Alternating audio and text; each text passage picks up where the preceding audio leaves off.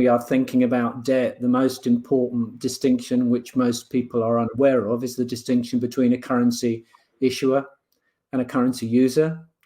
And as far as the pound is concerned, it is the UK government in Westminster that is the currency issuer. It spends pounds into the UK monetary system, which at the moment, of course, includes Scotland. Some of those pounds are taxed back out of the system again. And for a variety of reasons, it covers the gap between what it spends and what it taxes approximately by auctioning treasury bonds and also some short-term treasury bills as well.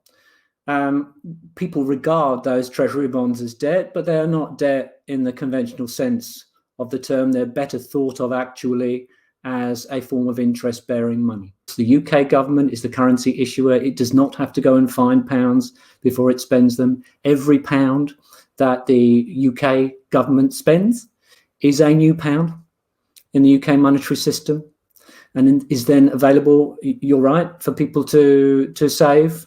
And the UK government historically, like other governments around the world, has auctioned treasury bonds to allow savers to hold interest-bearing pounds. UK government debt plays other roles in the UK financial system as well, but it's not debt in the conventional sense of the term. And the UK government is in a very different position to the position of the Scottish government. And if Scotland becomes an independent country but continues to use the pound as its currency, then actually Scotland's position will not have changed significantly as far as its fiscal capacity is concerned. The government's debt are the net financial assets of the non-government sector in the monetary system. That doesn't just include the nation, it includes the rest of the world too, if the rest of the world chooses to hold on to save assets denominated in a country's currency. So, and if you are holding pounds, the safest asset to hold is treasury bonds issued by the currency issuer, by the UK government, which of course, because it issues the pound, can never run out of pounds. And so there's no default risk associated with holding UK government bonds. Scotland effectively at the moment, as far as deficit spending is concerned, is basically a local authority. It doesn't have monetary independence. It is not a currency issuer, the Scottish government. Consequence of not being a currency issuer, it is a currency user, like the local authority in Manchester, just on a bigger scale.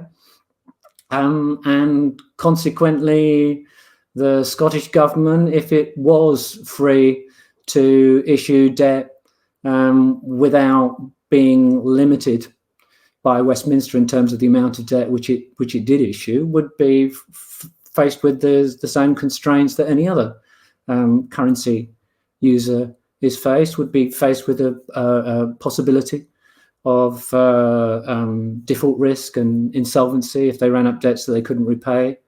The Scottish government needs at the moment to find pounds, either coming from Westminster or coming from Scottish taxpayers or borrowing in the market before it can spend those pounds.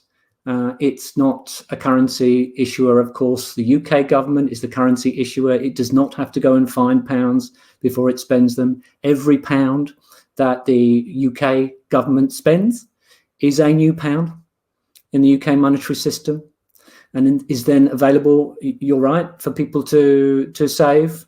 And the UK government historically, like other governments around the world, has auctioned treasury bonds to allow savers to hold interest-bearing pounds. UK government debt plays other roles in the UK financial system as well, but it's not debt in the conventional sense of the term. And the UK government is in a very different position to the position of the Scottish government.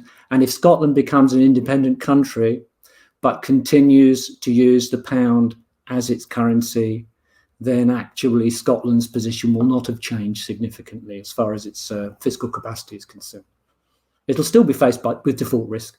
We all know that governments have a debt at the moment. As we said, it's a debt, it's a national debt. Have governments always run up debts, and do they pay them back? But apart from countries that run large and persistent trade surpluses, if you are going to hold the economy close to full employment and you're not going to drive the private sector further and further into debt and eventually end up with a fragile financial system, or have a recession because the private sector refuses to go further into debt, but the government isn't prepared to do the deficit spending, then it is essential for the government to run a deficit over time. And most countries' governments have run deficits most of the time across their history. That is true of the UK government. I like to have a look at Bank of England data going back to the 18th century. And you can have a look at what we call the sectoral balances for the UK, which takes into account the trade balance and whether the private sector has been net saving or net borrowing, whether the government's been running a surplus, draining pounds from the monetary system, or running a deficit and putting additional pounds into the monetary system. And if you look at the history of the UK going all the way back to the 18th century, then most of the time the UK government has been running deficits. That's because the UK private sector nearly all the time has wanted to net save, has wanted to run a surplus. There was a period of about 50 years in the 19th century when, under Gladstone and Disraeli, the UK government did approximately balance its budget. And really, that's where the balanced budget nonsense came from in the UK. The domestic private sector was still running a surplus. How was that possible? The British Empire was running the deficit.